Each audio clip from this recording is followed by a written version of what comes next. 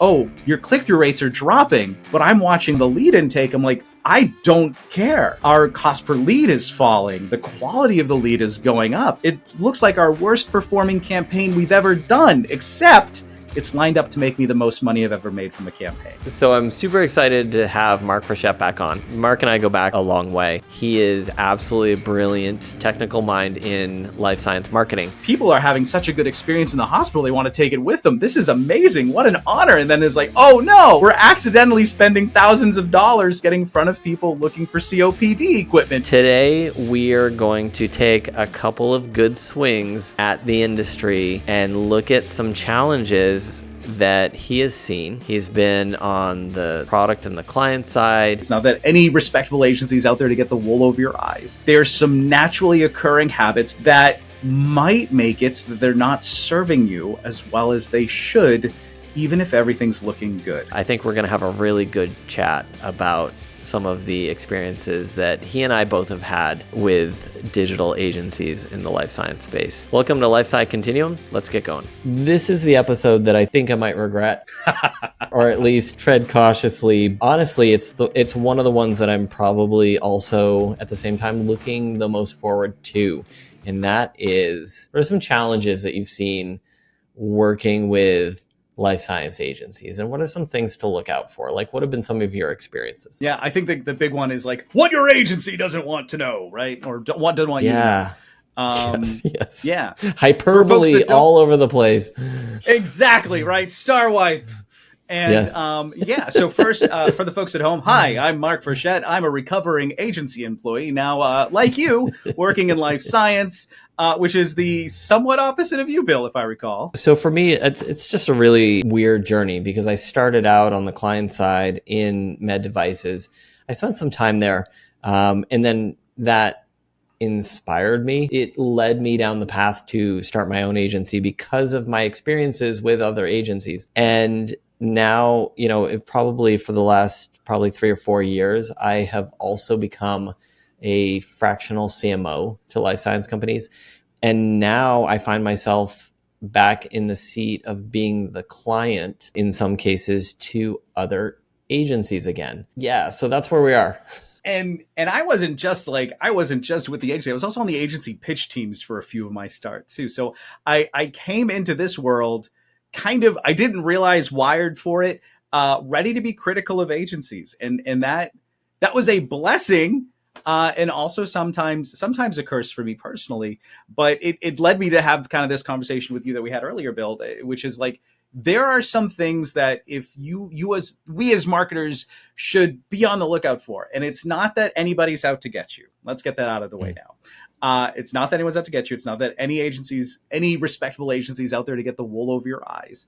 It's just, there's some naturally occurring habits that are really common in agencies, not just life science agencies, just really common, easy habits that might make it so that they're not serving you as well as they should, even if everything's looking good. For that, come on over and watch the episode. No. I like that. And so let's jump into it then. The biggest one to start out with is just data.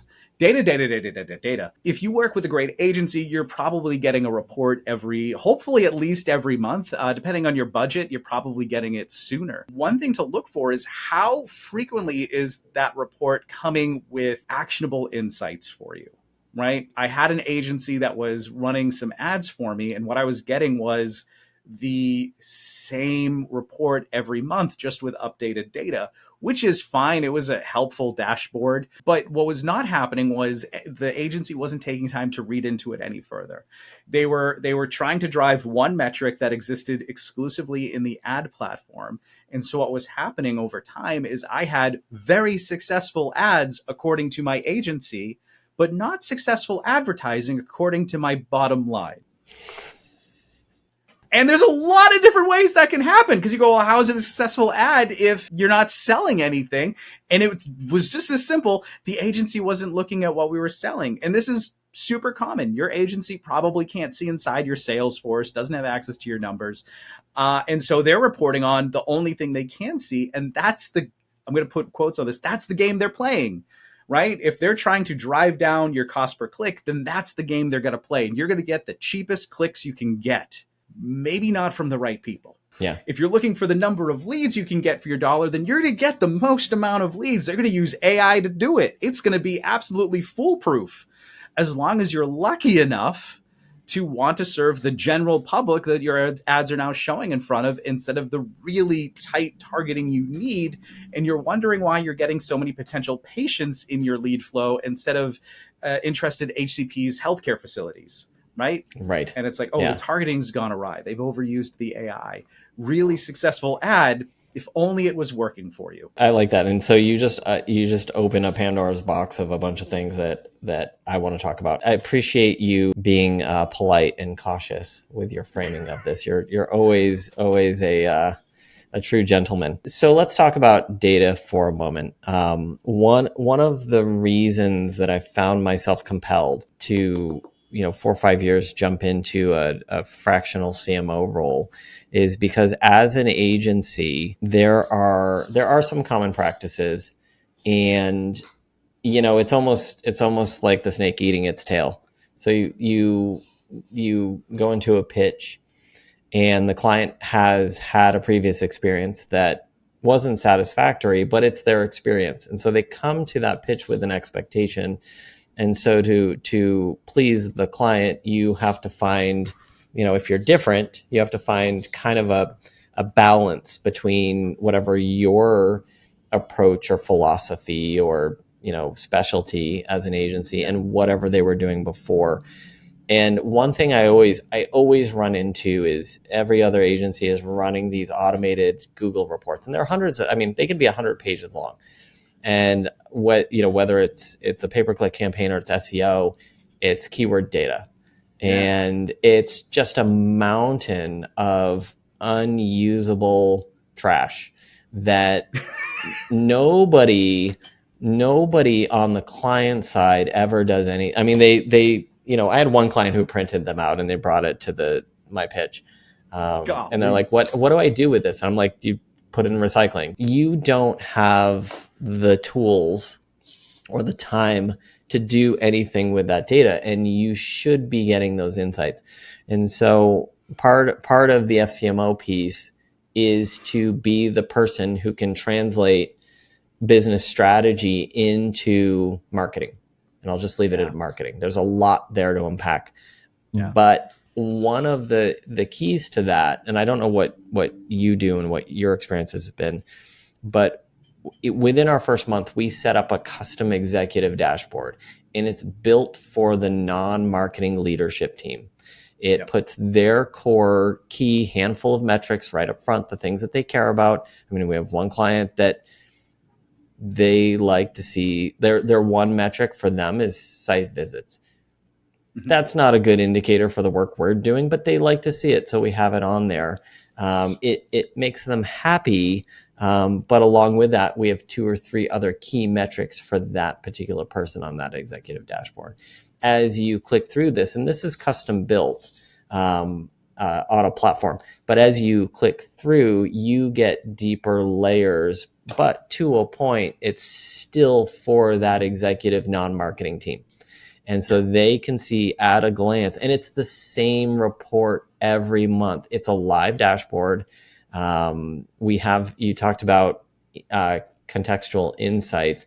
We have a monthly insights, but we meet every week. And in that meeting, we go through the dashboard and we go through, okay, this is what this number and this metric means. And this is what we should do differently because of that.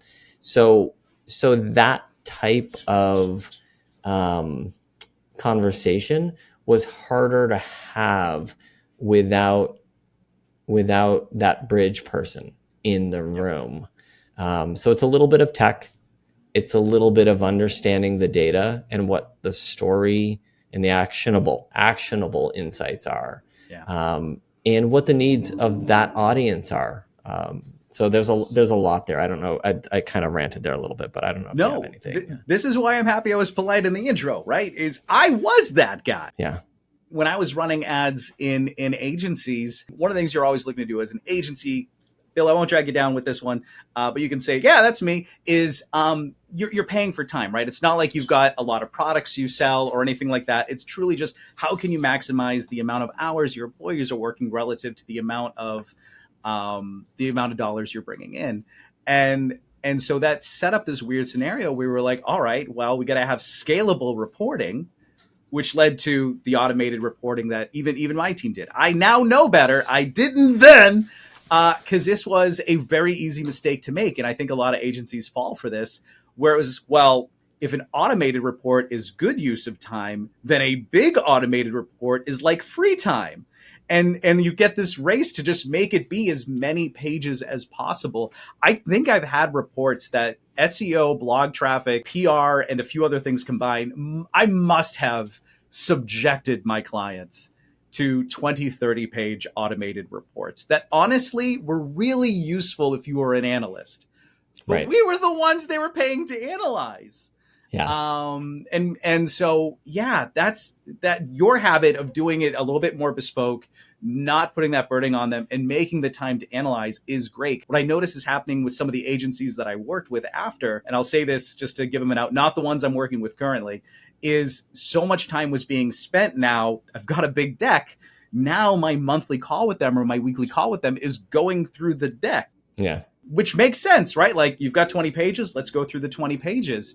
And that didn't leave any time for them to do analysis. So we ended up with a very nice way for them to save time on giving me a report we would read together and not growing my campaigns out of. And not giving much for challenging. And I'm somebody who knows the data. Reviewing it real time, hard to pull out any stuff even for a nerd like me. And so, yeah, what you do is a better thing. So you mentioned something that I wish more agencies would do. This isn't what your agency is doing wrong.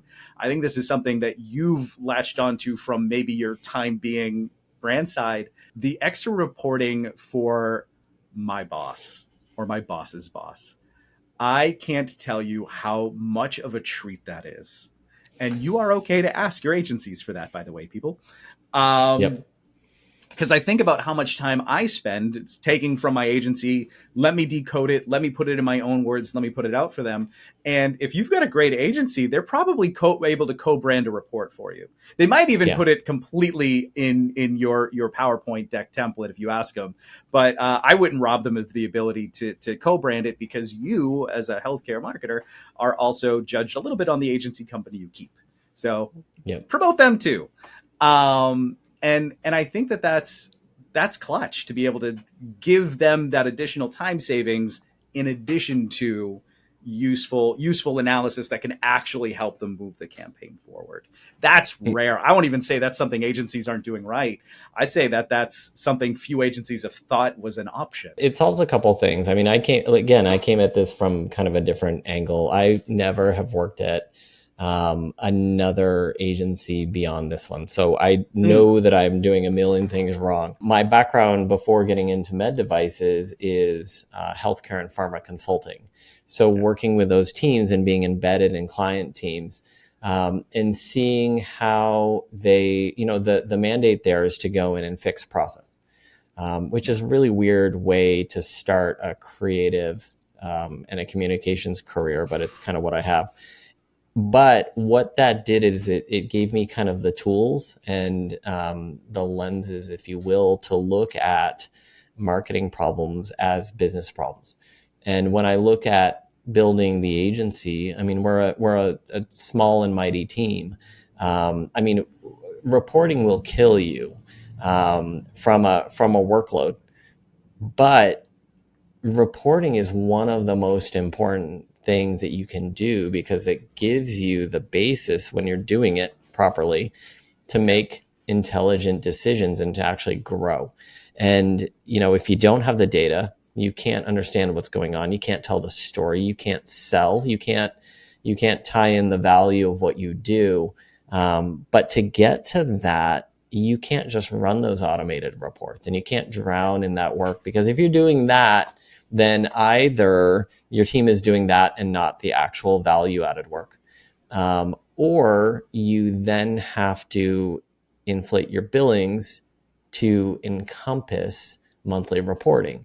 And what I find is reporting can be 20 or 25% of the workload.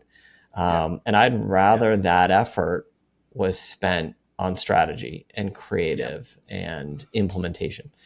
So that that need and that particular lens drove me to figure it out, to not just say, well, that's what everybody does. That's how it's done.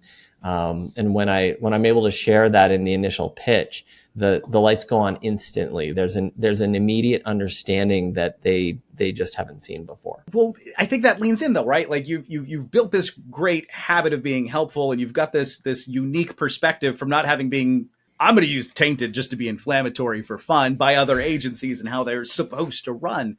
But at the same time, a lot of agencies have that same kind of, we're here to help, we're here to serve. Yeah. I've worked with agencies on both sides that think, hey, the least you have to do, healthcare marketer, the less you have to do in my area of expertise, the better off you'll be. So I'm going to just tell you what I'm doing and maybe come back to you for feedback every once in a while, which is a really common way of doing it. But if your agency isn't coming to you fairly frequently, I'll say, with here's the themes for search advertising, for example, here's the themes of the keywords that we're targeting in some of those specific terms, or here's some of the audiences we found ourselves expanding into on social media advertising and some of the stuff we're doing, or here's the kind of creative that's working. Do you have anything else? If your agency isn't coming to you for your expertise with any frequency, that may also be a warning sign. I've had an agency be overly helpful, which in the moment I was like, oh, thank God. I work on a very small team. This is a lifesaver to not have to touch this. Even if it's an area of my own expertise, I can focus on other stuff. And then I just on a whim got into the reporting one day and I was like, oh, sugar. We are spending a significant amount of money on terms that are performing well from the metrics we were looking at the time, but weren't performing. They weren't terms that were ever going to yield business for us. It was, in this particular case, it was our agency had stumbled into a treasure trove of terms that were really popular in home care. And our ads, for whatever reason, we never thought to specify for hospitals because our ads were targeting hospitals and healthcare facilities. We never thought we had to call it out because our targeting was so close. So you've got a vague ad hitting people who are searching for a similar product for home care, which does exist, and just stumbled into it trying to diagnose why we were getting so many people who wanted our product for their home. There was when it first started, there was a point where like, people are having such a good experience in the hospital, they want to take it with them. This is amazing. What an honor. And then it's like, oh no, we're accidentally spending thousands of dollars getting in front of people looking for COPD equipment because by the power of this agency who overhelped and Google's loose estimation of what words actually mean. You mean Google doesn't have a degree in chemistry or biology? Yeah, no. Google's very liberal with how low in the thesaurus it will go for some keywords. And so we ended up spending a lot of money in the wrong direction. We caught it fairly early on. Had we not lucked into it by just somebody being like, wow, a lot of home care users, had we not had that great feedback from the lead team just being like, this is neat, we might have wasted a significant amount of our budget because the home care campaign, the accidental home care campaign, was cost per click really good. Our metrics looked amazing that month. If only it was ever going to make us money. I have the same story in social media advertising. So we've talked about running educational campaigns, and one of our campaigns and frameworks is to build an audience using an educational video.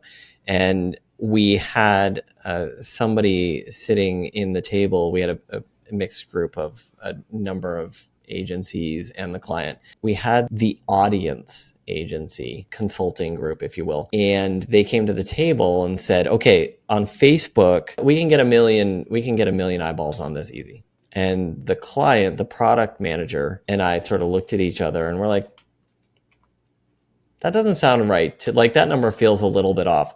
Understanding that if you go strictly by, registered job titles and practitioners in the US, maybe there are 6,300 individuals we would want to get in front of. I think we can be optimistic. We're hunting for the big wins, right? Where is the one shot that is going to net me the most impact? And I think part of what drives that, I don't think it's just agencies. I think it can be with in-house marketers too. But I think what drives some of that is scarcity. So there's scarcity in budget and time and resources. We don't have enough bodies. I'm doing too many jobs. I don't have enough money to do, I don't have enough money to run the campaigns I want to run. What I'm saying is we suffer from lack of resources. Yeah. And, most life science companies do.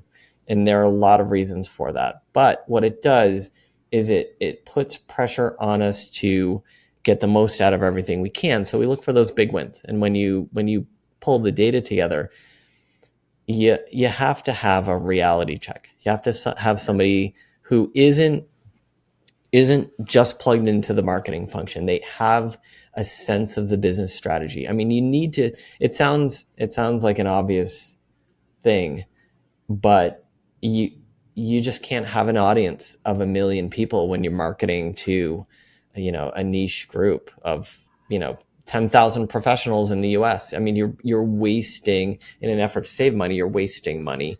And there's a whole conversation there. But by the way, in life sciences, we're hitting this more and more in the last few years, right? Like, it wasn't that long ago that I could be like, hey, I want to get in front. There's 8,000 endocrinologists in the United States, and I can get in front of 6,000 of them over the course of a year using LinkedIn advertising. Like, cool, great. It used to be really easy.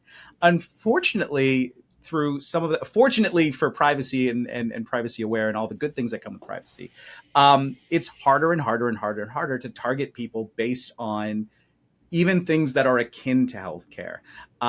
So it's harder to target patients for sure, but for the same reasons it's hard to target patients, it's still hard to target the people who serve those patients. You can get in front of nurses, but trying to target the kind of groups that endocrinologists would get in, Facebook will go, that's about healthcare and we're not going to let you. In fact, we're not even going to make it an available option. And so, I also had an agency that came to me and they were like, we can get in front of, it wasn't quite 1 million, but it was some outlandish number. And they were like, and that's great because they're all healthcare professionals. And I said, right. So is every nurse. This is probably mostly nurses because it was literally just HCPs 18 or older, which was a weird thing to put because, like, I'm okay accidentally showing my ad to Doogie Howser if it comes up. But I'm targeting 8,000 people. Telling me that there's 250,000 people in my audience is rough. What can we do about that? And that was a challenge. And that was a little bit of a hard point for the agency because they're working with the tools available. I know this too. I couldn't go to another agency and be like, can you do better LinkedIn targeting? The salesperson from that agency will go, absolutely. And 4 months from then, once the agency's finally onboarded, I'd learn absolutely not. Right. Or probably not if I picked a great agency to begin with.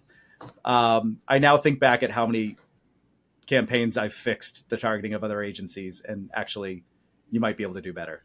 So maybe take a call anyways. But that's a big one for us. For this agency, what we said is like, hey, let's double back and look at our business model and look at who we want and tune. And we end up doing a weird thing for this. And it's paying off pretty well, even though it's kind of surprising in the land of AI, machine learning based, will my ad show or will it not?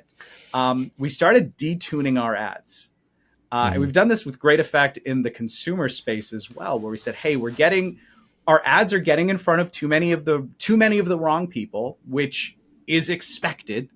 So what can I do to make this ad specifically call out the right people? So we would do things like lead off with the specialty, really make a big deal of the disease state that we were talking about. And to the agency's credit, they're like, oh, your click-through rates are dropping. But I'm watching the other end on the lead intake. I'm like, I don't care.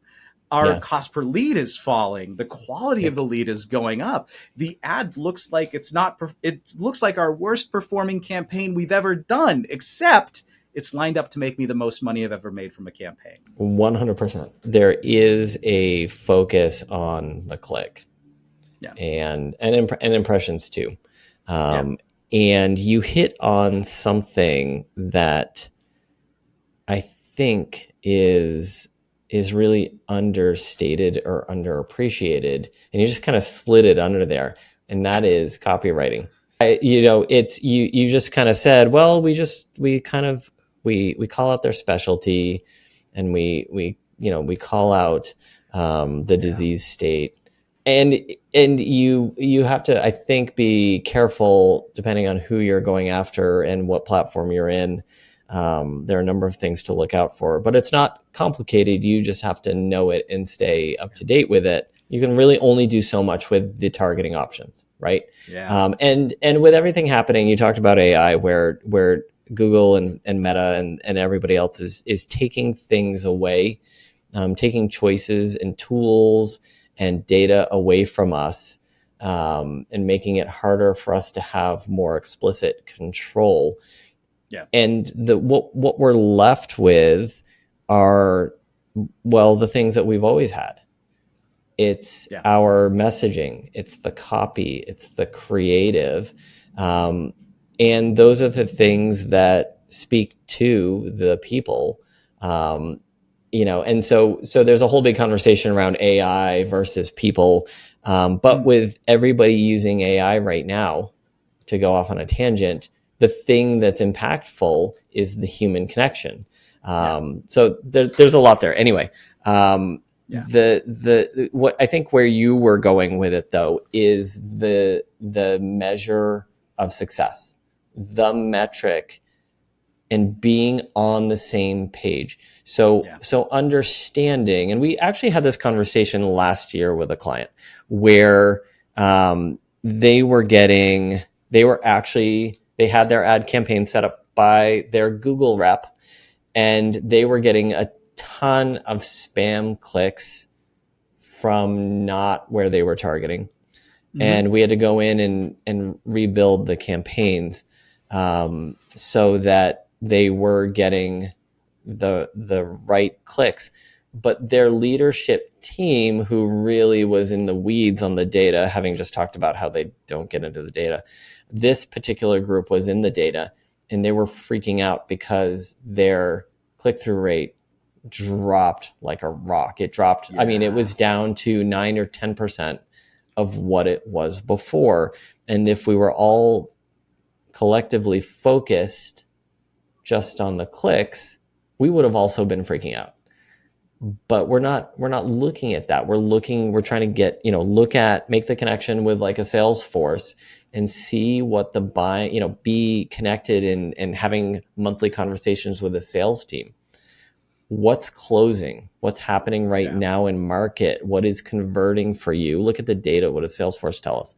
And I just don't think if you're blogging and you're doing SEO and you're running a few pay-per-click campaigns and some social campaigns, you're just not that deep into it.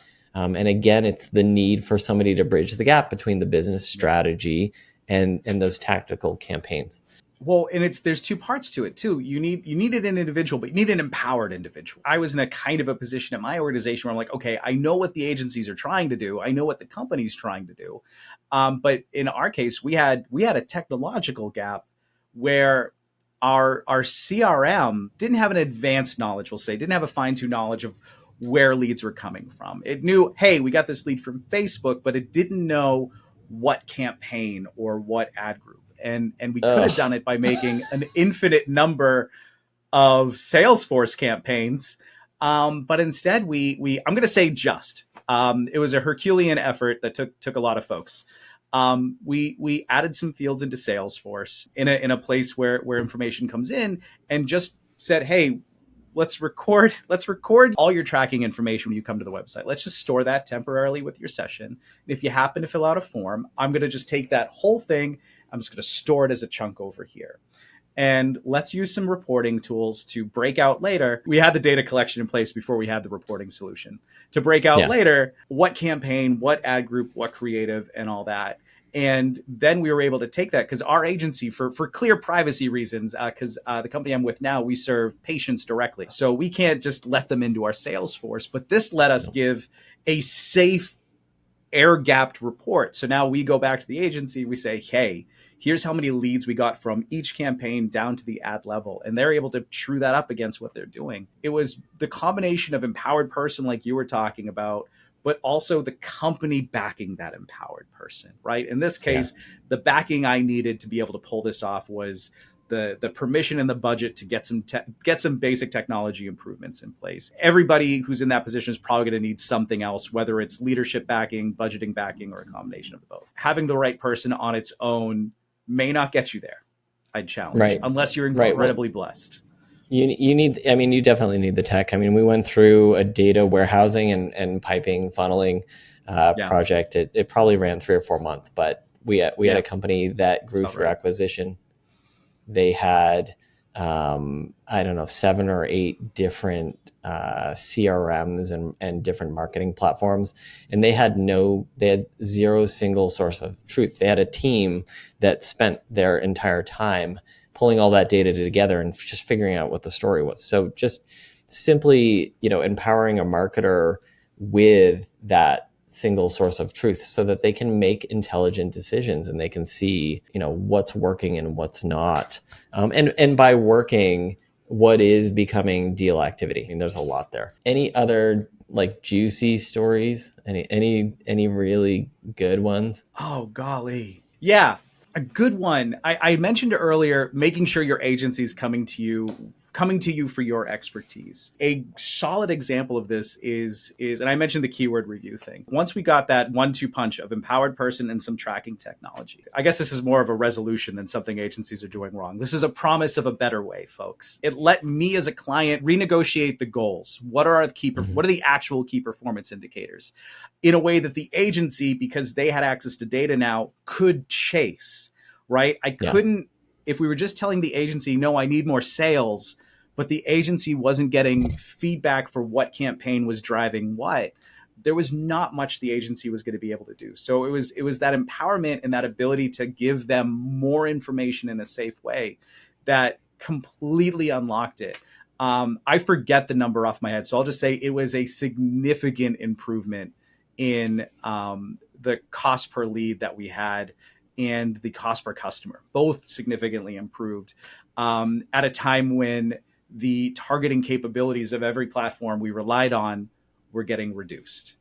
And it was because we had this additional insight. Our agency knew what to chase. We were using, I'll call it exclusionary language in our creative. I guess it was more inclusionary, right? Like if you are somebody with X, and then the ad started with that always. And people who didn't have X or who had a different type of X, many of them scrolled on by, which was nice because now the algorithm, even though it couldn't target people with X, was starting to resolve itself into targeting people with X. Because using that kind of ad that everyone but your target audience would click on seemed to give algorithmic based platforms like Facebook something to grab onto, which was lovely. So that's my promise of a better way. Another cautionary tale is if you're using retargeting, if you're a company that's able to do it.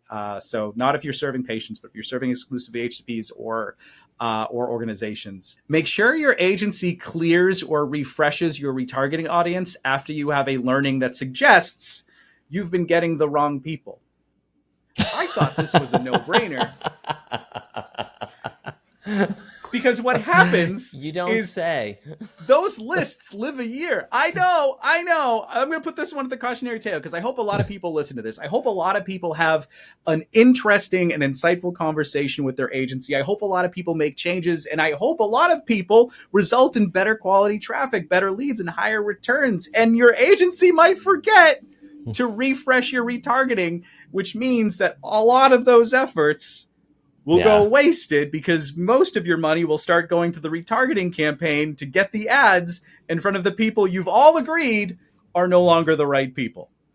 Yep. So big, if you do everything right, remember to do that. We did not, and not immediately anyways. And so that was a good learning that I wish upon all of you. So that was, as my 12-year-old says, less cringe than I thought it would be. That wasn't hard to stomach at all. Well, I mean, what is it going to do? Call out agencies for showing up wearing T-shirts and blazers? That's a bit overdone.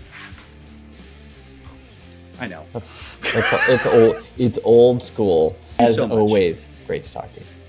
Thank you. Great talking to you. Bye, everyone. Thanks for listening. So if you're a life science leader or product manager and you have an interesting story you'd like to share, reach out to me on LinkedIn and we'll connect. If you're interested in learning some other lessons in marketing for life sciences or in avoiding some of the big mistakes, I cover a lot of that in my LinkedIn newsletter. So I'll drop the links to those in the description below. That's it. That's the end.